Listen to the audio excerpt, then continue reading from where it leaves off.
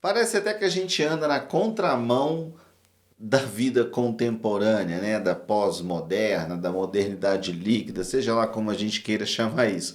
Por quê? Porque a gente que busca conhecimento com livros, ficar parado uma hora sentado lendo um livro, meia hora que seja, só com aquele papel na nossa frente, ou com um leitor digital que seja, e cara, isso é muito na contramão da sociedade. É uma sociedade totalmente estimulada por luzes, por barulhos, por tudo, cara, menos uma leitura atenta, silenciosa e concentrada. Parece até que a gente realmente está andando na contramão. Mas não é só hoje que isso existe. A leitura, ao que tudo indica, sempre foi um problema na sociedade, né? As pessoas que sempre estudaram muito, sempre desafiaram as convenções, as regrinhas de sociedade, os estudiosos de verdade, parece que eles sempre tiveram aquele peso que carregavam, porque as pessoas no geral falavam: ih, tá estudando muito, tá ficando louco. Isso aí já é um ditado conhecido de todo mundo e a gente começa a ficar preocupado. Por quê? Porque hoje, se você não está gravando vídeo de 15 segundos, 30 segundos, 1 minuto, se você não está entretendo alguém com bastante movimento, colocando um meme no início do seu vídeo, dizem os especialistas que a chance de dar certo é pequena. Por quê? Porque hoje a gente vive da atenção alheia e essa atenção está em raro momento na sociedade. Ou seja, é mais difícil uma pessoa te dar a atenção e o tempo dela do que um Pix. Tô brincando, um Pix você vai me dar? Vai não, né? Mas só atenção você vai me dar. Esse papo de leitura, esse papo de escrita, é uma coisa muito louca, porque é o seguinte, eu trabalho com isso já há muitos anos. Esse canal é um canal novo, relativamente novo. É um canal que é como se fosse um plano B da minha vida. Não é o que eu espero ganhar dinheiro com isso, mas é a fuga, né? Assim, eu trabalho com redação de Enem e aqui eu quero falar sobre coisas diferentes do Enem. Sobre leituras mais aprofundadas, sobre escritas mais aprofundadas, escritas de crônicas, escritas de contos, diário, enfim, outros tipos de escrita além do que eu já trabalho. E aí você pode me perguntar, pô, mas por que o cara não faz um jeito de ganhar dinheiro, cara? O que o cara vai falar sobre livro? Eu fico pensando isso assim, há muitos e muitos anos que eu gostaria de falar de livros na internet, antes de ser moda isso e tal. Aí eu deixei pra lá, falei, pô, ninguém quer saber de livro. Cada ano que passa, fala-se que existem menos leitores, que o livro tá mais caro, que não sei o que e tal. Mas será que é verdade? Nunca se leu tanto na história da humanidade? Por mais que sejam leituras rasas, né? Leituras de conversa, leituras sem interpretação, leitura de fake news, nunca se leu tanto. Uma vez eu estava lendo, né, estudando, e uma pessoa falou assim, na época de Camões, quando ele escreveu os Lusíadas, vamos pôr, eu não sei ao certo número, tá? Mas 5%, 10% das pessoas sabiam ler. Quando Machado de Assis escreveu a obra dele, devia ter no Brasil aí uns 30% de pessoas alfabetizadas. Era uma coisa absurda, tá? Então, imagine só que assim, você fala assim: "Ah, quantas pessoas leem?" É pouco. É pouco. Mas é muito também, sabe? Você vê youtuber aí com 700 mil inscritos, cara. Pessoas que falam de livros, sabe? Pessoas ganhando dinheiro, vivendo de falar de livro na internet. E aí eu pensei, por que não, né? É contramão? É contramão, contramão de tudo. Se algum amigo meu souber que eu estou fazendo isso, ele vai falar, cara, gasta seu tempo com outra coisa. Porque nem os meus amigos gostam da leitura. Isso daí é uma coisa que vale a pena a gente discutir, porque eles falam, ah, a geração atual não lê. Cara, as pessoas da minha idade, meus amigos de escola, nunca leram um livro na vida. Depois de formada na universidade, depois dos 20 e poucos, 30, agora com os 40, nunca leram um livro, cara. Se você der um livro pro cara, o cara vai achar estranho, vai falar, puta merda, velho. Nem um livro que eu escrevi os caras leram, entendeu? Nem para falar, pô, legal, li seu livro, nada. Então, assim, tem muita gente lendo? Tem. Todo mundo queria que fosse todo mundo queria que fosse todo mundo. E de preferência que todo mundo gostasse daquilo que eu gosto, porque aí eu falaria que todo mundo tem um bom gosto. E eu gosto muito de falar do papel da leitura, porque na minha casa eu tive muito incentivo à leitura por parte do meu pai. Meu pai é uma pessoa que acreditava muito que a leitura fosse fundamental na vida das pessoas. Ele acreditava piamente que o estudo era fundamental para você conseguir algo na sua vida e com certeza é, né? Você vai falar, eu vi na internet o cara que anuncia bets, tá, beleza, mas né, a realidade é outra. Né? A massa precisa estudar, precisa trabalhar. Então a leitura é fundamental na sua vida. Vai chegar uma hora que sua vida vai ser dividida em quem leu mais e quem leu menos. Provavelmente quem leu mais vai ganhar mais dinheiro, tá? Então isso é uma coisa muito importante para a gente pensar. E eu estou trazendo aqui um trecho de um livro muito legal. Esse livro aqui, O Cérebro do Mundo Digital. É, eu achei muito boa essa leitura, que é um assunto que me interessa sobre a leitura e questões cognitivas e tal. E olha que trecho fantástico que ele traz aqui, a autora, né? Ela está falando de um teólogo. Ela fala assim: para teólogos como John Donne e escritores como Dish Jam, cujo trabalho de uma vida ilumina esse princípio tanto na ficção quanto na não ficção, o ato de ler é um lugar especial em que os seres humanos são libertados de si mesmos para se transportarem a outros. E assim, aprender o significa ser outra pessoa com aspirações, dúvidas e emoções que nunca teriam conhecido de outro modo. Oh, isso é fantástico, isso é a leitura, cara. Você pode ler Harry Potter, que aí você vai entrar no mundo mágico da escrita, vai experimentar na sua cabeça lugares, ideias, fantasias, medos, amores. Você pode ler Camões, você pode ler Machado, você pode ler Graciliano Ramos. Tá tudo certo, cara. Você pode ler esse tipo de livro aqui, ó, que não é uma literatura, é uma divulgação científica, vai te levar a novos mundos, cara, novos horizontes, vai pensar diferente. Eu sou uma pessoa que eu me formei, né, estudando literatura, gostava de ler, gosto, né, de Saramago, Machado de Assis, Rubem Fonseca, Veríssimo. A literatura considerada grande, boa, que me agrada, certo? E durante um período da minha vida que eu comecei a ler muito livro de autoajuda, que eu comecei a fazer uma pesquisa, cara, uma pesquisa sozinha mesmo, sem nenhum orientador, sem nenhum fim acadêmico. Eu falei, porra, esses caras vendem milhões de livros. Vamos entender por que que esses caras vendem milhões de livros. E aí eu me debrucei a ler livros de autoajuda. Eu tenho alguns aqui, não estão aparecendo no vídeo, propositalmente, estou brincando, mas é porque nesse enquadramento eles não aparecem. Eu comprei um Kindle para não ter que ter esses livros na minha casa, mas eu comecei a comprar livros e compulsivamente eu fui lendo. Não virei o leitor de todos os autoajuda, porque também ninguém é de ferro. Mas o que eu posso te falar é que assim, o autoajuda ele te coloca numa posição também. Então antes eu fazia minhas críticas simplesmente por falar mal. Ah, autoajuda é uma merda, autoajuda é ruim pra caralho, autoajuda é isso, autoajuda é aquilo e tal.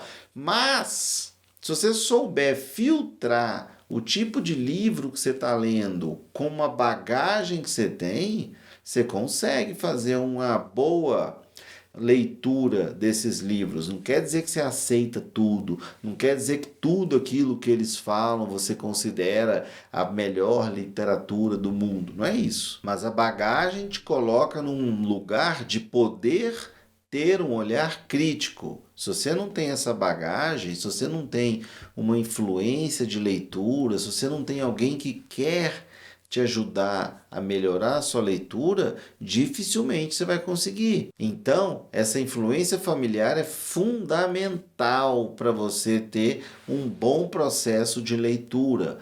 Outra coisa muito importante é quando você começa a colocar assim, literatura, leitura por hábito, por gosto e leitura por trabalho. Também muda um pouco, porque vai chegar uma hora que você vai ter que ler livro que você não está afim, cara.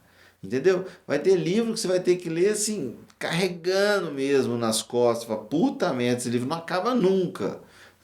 Ao mesmo tempo que vai ter livro muito bom que você vai ler, vai ter um dia que você não quer ler. Então, assim, tudo tem dois pesos e duas medidas. O que eu acho que é muito interessante da gente pensar é que a leitura, de qualquer maneira, ela é engrandecedora. Você pode pegar livros que são muito razoáveis, assim, esses livros que eu estou falando que eu li. Por exemplo, esse aqui, ó. Na internet as pessoas ficam discutindo até se o diabo existe, né? Mais esperto que o diabo.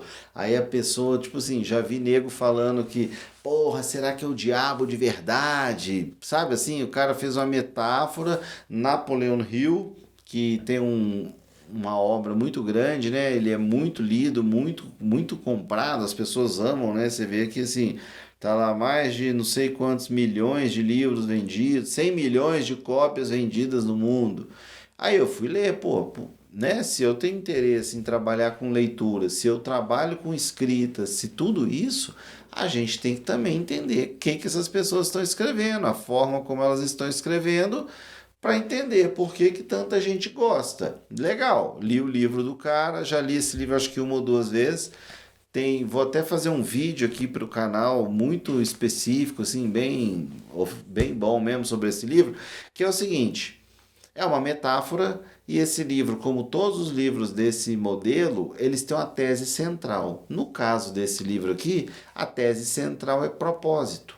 Se você não tem um propósito de vida, o diabo age na sua vida. Então, basicamente, ele vai passar todas as.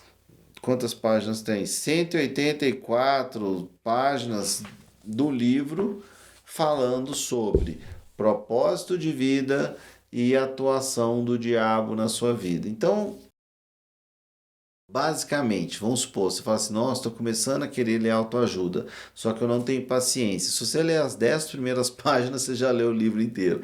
O resto, ele vai ficar martelando na sua cabeça de 388 exemplos diferentes para convencer você disso. Então, assim, legal, eu consegui fazer essa interpretação. Você chega aí para ver vídeo na internet, tem neguinho achando que o diabo existe de verdade, tem neguinho achando que o autor realmente viveu o que ele escreveu, porque no início ele faz uma narrativazinha dizendo que ele foi num hotel. Cara, isso aí é uma estratégia argumentativa. O autor colocou um narrador em primeira pessoa tão bem colocado que você passa a acreditar que o autor é o narrador. E isso é muito bem feito. Agora vou para o outro oposto, tá? Vou chegar no Rubem Fonseca.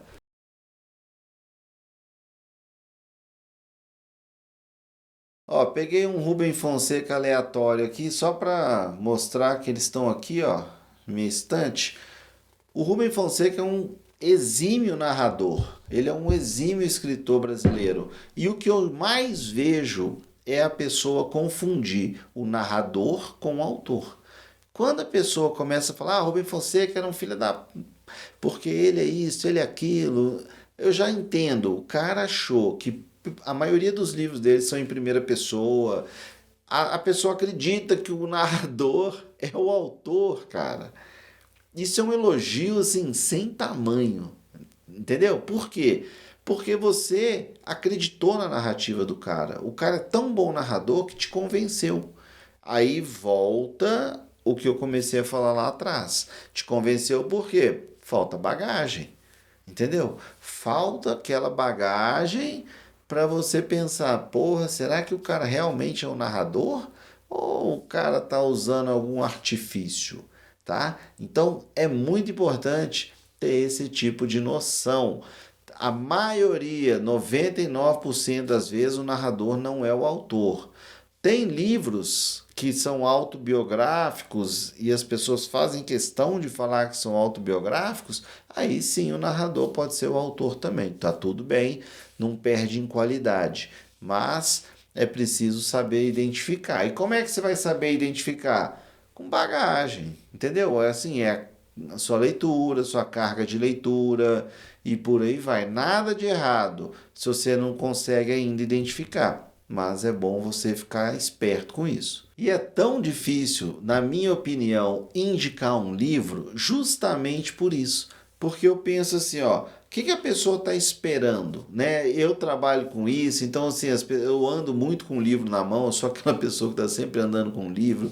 Eu vou trabalhar, vou lendo um livro no ônibus, eu estou sentado, estou esperando, estou lendo um livro. Então, assim, as pessoas me pedem muita indicação e eu sou péssimo para dar indicação. Péssimo, péssimo, péssimo. Por quê? Vamos supor, vou pegar aqui, ó, o Rubem Fonseca, Diário de um Fecenino.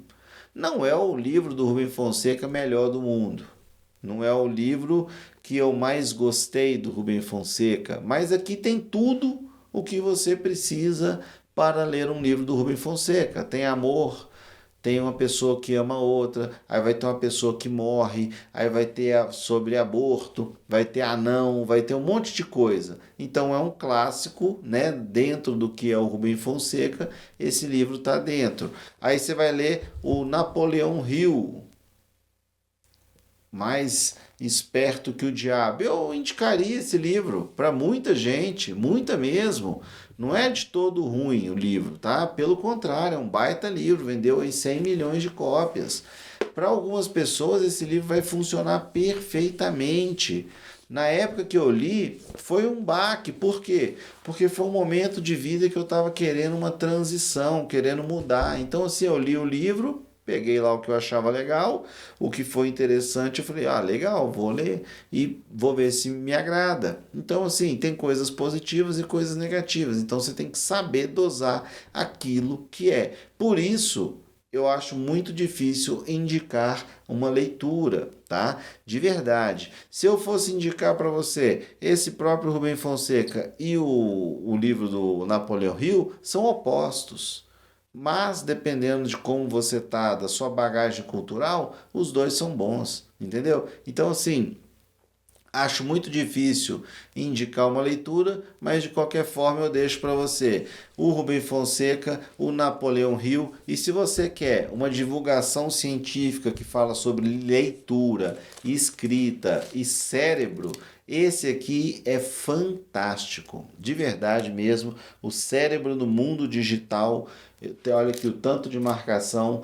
Vai ter um videozão sobre ele aqui. Se o vídeo já está no ar, ele vai aparecer aqui nos créditos finais, tá? Se não tiver no ar, quando for ao ar eu volto e ponho aqui para você ter acesso a esse conteúdo, que ele realmente é um conteúdo muito gostoso de ler, que é uma leitura bem feita, porque a autora se preocupou em tirar aquela bagagem pesada de uma linguagem teórica e acadêmica para fazer uma divulgação científica com tudo que há de mais novo nos estudos sobre essa área. Então, assim, é fantástico mesmo. Te indico, assim, de verdade, se você está afim de dar uma lida sobre esse assunto. E você, qual livro você indica para eu fazer a leitura? Você me indica um livro, sabendo que eu falei aqui de Rubem Fonseca, José Saramago, Machado de Assis, aí eu falei do Napoleão Hill e de outros livros de autoajuda. Você vê que é bagunçado, né? Mas não tem problema.